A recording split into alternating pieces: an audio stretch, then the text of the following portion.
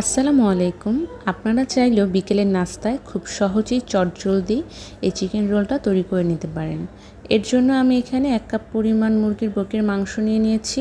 মাংসগুলিকে ছোট ছোট করে কেটে নিয়েছি। ১ চা চামচ লবণ, ১ চা চামচ আদা বাটা, ১ টেবিল চামচ লেবুর রস, এগুলোকে সব খুব ভালো করে মিশিয়ে আধা ঘন্টার জন্য রেস্টে রেখে দেব। এখন আমি রোল বানানোর জন্য ব্যাটারটা তৈরি করে নেব।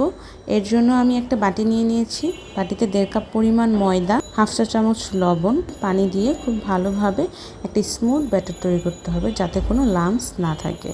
আমি অল্প অল্প করে পানি মেশাচ্ছি যাতে করে পানির পরিমাণটা বেশি না হয়ে যায়।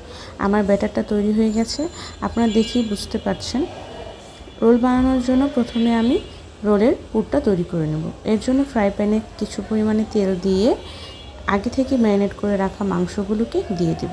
মাংসগুলোকে খুব বেশি ভাজা যাবে না, বেশি ভাজলে মাংসগুলো ড্রাই হয়ে যাবে। জাস্ট 2 থেকে 3 মিনিট ভাজা হয়ে গেলেই এখানে আমি 2 কাপ পরিমাণ পেঁয়াজ কুচি দিয়ে দিব, 5-7টা কাঁচামরিচ, এখানে কাঁচামরিচটা আপনারা আপনাদের ঝাল অনুযায়ী অ্যাড করবেন, লবণ স্বাদ মতো দিয়ে এগুলোকে খুব ভালোভাবে মিশিয়ে ঢেকে দিব। খুব বেশি সময় রান্না করা যাবে না, শুধুমাত্র পেঁয়াজের কালারটা চেঞ্জ হয়ে গেলে আমাদের রান্না হয়ে যাবে। আমি 5 থেকে 7 মিনিট রান্না করে নিচ্ছি। তারপরে এতে আমি 1 চা চামচ গোলমরিচের গুঁড়া অ্যাড করে দিচ্ছি।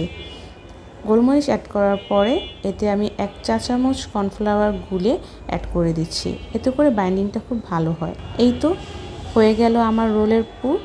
এখন আমি চুলায় একটি তাওয়া বসিয়ে এতে সামান্য পরিমাণ তেল ব্রাশ করে আগে থেকে যে ব্যাটারটা তৈরি করে রেখেছিলাম সেটা দিয়ে দিব। আমি জাস্ট কিছু সেকেন্ডের জন্য এটাকে ঢেকে রাখবো।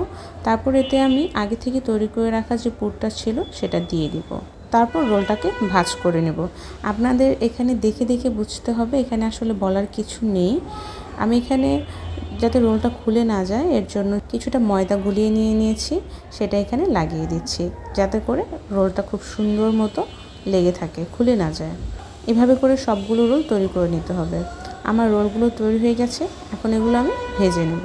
রোলগুলোকে ভাজার জন্য আমি এখানে একটি ফ্রাই প্যানে তেল দিয়ে তেলটা মোটামুটি গরম থাকা অবস্থায় ডিমে কোট করে রোলগুলোকে ভেজে নেব।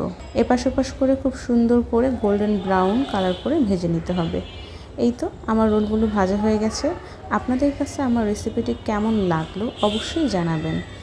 আর হ্যাঁ, খুব সহজেই চটজলদি ঘরে থাকা জাস্ট কিছু উপকরণ দিয়েই সন্ধ্যায় আপনারা চাইলে এই নাস্তাটা তৈরি করে নিতে পারেন, অথবা কোনো মেহমান আসলে তাদের সামনে তৈরি করে দিতে পারেন।